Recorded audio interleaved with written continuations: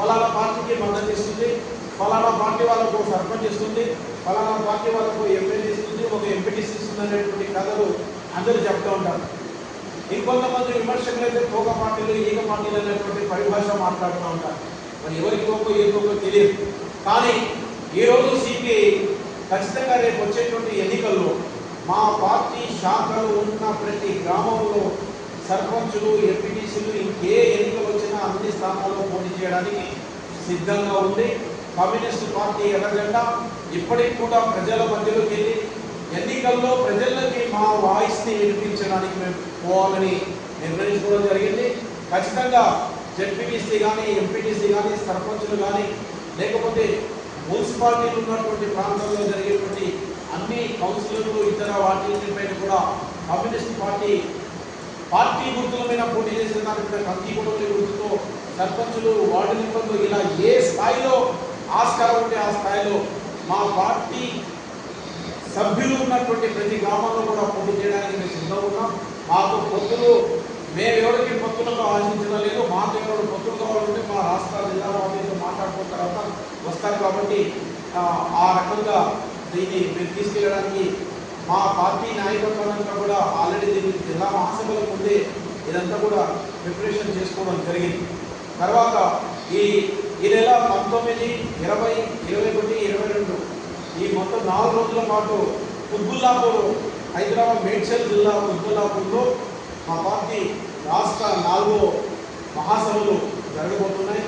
ఈ మహాసభలకు కూడా అందరూ పెద్ద ఎత్తున తరలి రావాలని విజ్ఞప్తి చేస్తూ ఇప్పటి వరకు చెప్పినటువంటి సమస్యల పరిష్కారం కోసం ప్రభుత్వంతో ఫ్రెండ్లీగా మాకు ఉన్నప్పటికీ, ప్రభుత్వంలో కాంగ్రెస్ ప్రభుత్వానికి మాకు ఉన్నటువంటి ఫ్రెండ్లీనెస్ ఉన్నప్పటికీ మేము ఒకటే పద్ధతిని పాటిస్తాం. తమ్ముడే ప్యాకెట్ అనేటువంటి పద్ధతి. మేము ప్రజల సమస్యల పరిష్కారం విషయంలో సోదర కమ్యూనిస్టు పార్టీలతోనే రాజీ పడడం, కాంగ్రెస్ పార్టీతో ఎందుకు రాజీ పడతాం?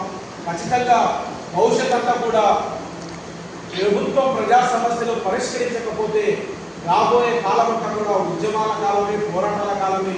ఖచ్చితంగా ఈ పార్టీ యొక్క ఏ పేరు మీద గుర్తించబడుతుందో సిపిఐ అలాంటి ఉద్యమాలు నిర్వహించడానికి మేము సిద్ధంగా ఉన్నామనేటువంటి విషయాన్ని తెలియజేస్తూ చివరిగా మన ముఖ్యమంత్రి గారు ఒక మాట మాట్లాడుతూ చెప్పారు. కమ్యూనిస్టులు కూరలో ఉప్పు లాంటి వారని వారు చెప్పడం జరిగింది. అంటే వారు ప్రేమతోనే చెప్పారు, ఉప్పు ఉంటేనే అన్ని కూరలు రుచిగా ఉంటాయి కాబట్టి నేను అలా చూస్తానని చెప్పారు. వారి ప్రేమను వారు వ్యక్తపరిచిన టర్మరాజీ అలాంటిది ఉండొచ్చు, కానీ వారి అభిప్రాయాన్ని మేమైతే అర్థం చేసుకున్నాం. నిజమే మీరు చెప్పినట్టే ఖచ్చితంగా కమ్యూనిస్టులు లేని ఈ సమాజంలో ఏ మనుగడ లేదు. దేశ స్వాతంత్ర్యం నుంచి కూడుకొని ఈ తెలంగాణ ప్రాంతాన్ని విముక్తి చేసి స్వతంత్ర భారతదేశంలో విలీనం చేసినటువంటి ప్రపంచ పోరాట చరిత్రలో సువర్ణ అక్షరాలతో లిఖించినటువంటి తెలంగాణ రైతాంగ సాయుధ పోరాటం నిర్వహించి 4,500 మందిని బలిదానం ఇచ్చి 10 లక్షల ఎకరాల భూమి పేదలకు పంచి వేలాది గ్రామాలు దేశముఖులు దొరల నుంచి జాగీర్దారులు లేకపోతే ఆ రోజు ఉన్నటువంటి రజాకారుల నుంచి విముక్తి చేసినటువంటి వీర ఘన చరిత్ర కలిగిన ఏకైక పార్టీ సిపిఐ. కానీ వారు ఉప్పు అన్నారు. మేము ఉప్పు మాత్రమే కాదు ముఖ్యమంత్రి గారు, కమ్యూనిస్టులు ఉప్పే కాదు, కమ్యూనిస్టులు నిప్పు లాంటి వారనేటువంటి విషయాన్ని కూడా మీరు అర్థం చేసుకోవాలి.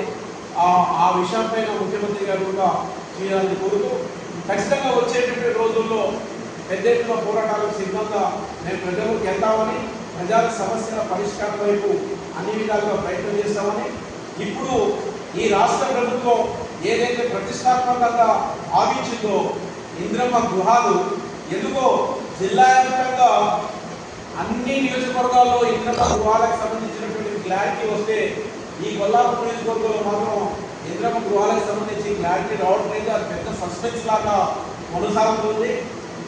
చాలామంది ఇప్పటికీ ఇంద్రమ్మ గృహాలు లేనటువంటి వాళ్ళు తీవ్రమైనటువంటి ఇబ్బంది పడుతున్నారు. గత ప్రభుత్వంలో ఇళ్లకు సంబంధించి కాస్త నిర్లక్ష్యం జరిగింది. మేము ఇప్పుడు దీన్ని పరిష్కరిస్తామని చెప్పడం జరిగింది. మొన్న జడ్పోలో జరిగినటువంటి బహిరంగ సభ సమావేశంలో మన ప్రాంత మంత్రి అయినటువంటి కృష్ణారావు గారు ముఖ్యమంత్రి గారికి అప్పీల్ చేయడం జరిగింది. ఈ 3,500తో పాటు ముఖ్యమంత్రి గారు మాకు మరో 3,500 3,000 అడిగారు. మాకు ఏమని చెప్తే ముఖ్యమంత్రి గారు కనీసం దానిపైన పద్ధతి మాట కూడా మాట్లాడలేదు. కాబట్టి మంత్రి గారు అలా మాట్లాడడం కన్నా ఒకసారి వాళ్ళతో మరో సమావేశంలో ఏర్పాటు చేసుకుని నిజానికి కొల్లాపూర్కి ఇంద్రమ్మ గృహాలు అనేటటువంటి చాలా అత్యంత అవసరమైనటువంటి విషయం ఉంది. కాబట్టి పార్టీల నాయకులు జెండాలతో సంబంధం లేకుండా ఎవరికైతే ఇల్లు లేవో నిజమైనటువంటి లబ్ధిదారులు ఉన్నారో వాళ్ళందరికీ కూడా ఇంద్రమ్మ గృహాలు ఇవ్వాలని నిన్న ఏదో ప్రొసీడింగ్స్ పేరుతో కొన్ని ఇచ్చారు. అదంతా గందరగోళం ఉంది. ఆ ప్రొసీడింగ్ ఏందని అధికార పార్టీ నాయకులు అడిగితే లేదు అది కొంత అప్పుడు డిప్యూటీ సీఎం గారు వచ్చినందుకు చేయడం జరిగింది. దాన్ని మరింత లోతుగా అధ్యయనం చేసి రిపోర్ట్ ఇస్తామని ఇలా ప్రజల్ని కన్ఫ్యూజ్ చేస్తున్నారు. అలా కాకుండా తక్షణమే ప్రొసీడింగ్ ఇచ్చి ఇంద్రమ్మ గృహాలు అర్హులైన వారందరికీ కూడా ఇవ్వాలని మేము వారికి డిమాండ్ చేస్తున్నాం. వారు ఇచ్చినటువంటి ఏదైతే 6 గ్యారెంటీలు ఉన్నాయో ఆ మహిళలకు 2,500 ఏదైతే ఇస్తామన్నారో అది ఇప్పటికీ వారు ఇవ్వడం లేదు. అలాగే చదువుకుని ఉద్యోగం రానటువంటి నిరుద్యోగ యువకులందరూ కూడా నిరుద్యోగి వృత్తి ఇస్తామన్నారు, అది జరగడం లేదు.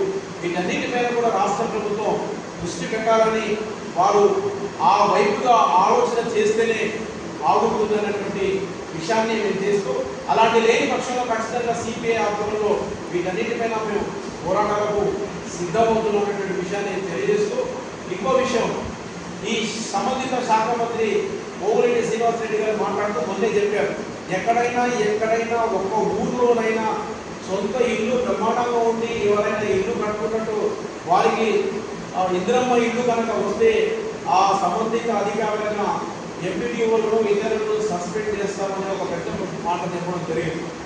దాన్ని తూచా తప్పకుండా అమలు చేసి మీరు చెప్పినటువంటి మాటలన్నీ కూడా మా పార్టీలో కూడా ఎవరికైనా మేము అడిగిన దాంట్లో లేదా ఇతరులు అడిగిన దాంట్లో ఎవరైనా అర్హత లేని వాళ్ళు ఉంటే వాళ్ళందరూ కూడా వాళ్ళందరూ లిస్ట్ అవుట్ చేసి తీసేయాలని, ఒకవేళ అధికారులు ఎవరైనా ఈ ఇల్లు విషయంలో పొరపాటు చేస్తే మీరు చెప్పిన రకంగానే సీరియస్గా మీరు స్పందిస్తే కమ్యూనిస్ట్ పార్టీ ఎప్పుడు మీకు సపోర్ట్ చేస్తున్నా. అలా లేని పక్షంలో కేవలం మా కార్యకర్తలు మా వాళ్ళు అనేటువంటి దూరంలో పోతే దీన్ని తీవ్రంగా మేము ఖండిస్తాం. దీనిపైన ఖచ్చితంగా ప్రజాక్షేత్రంలో దీనిపై ఉద్యమాలు కూడా మేము వెళ్తామని తెలియజేస్తూ మీ అందరికీ మరోమారు గత 30 సంవత్సరాలుగా మాకు మా పార్టీకి సహకరిస్తున్నటువంటి మీ అందరికీ కూడా ప్రత్యేకమైనటువంటి ధన్యవాదాలు తెలియజేస్తూ సెలవు తీసుకుంటాం. నమస్కారం.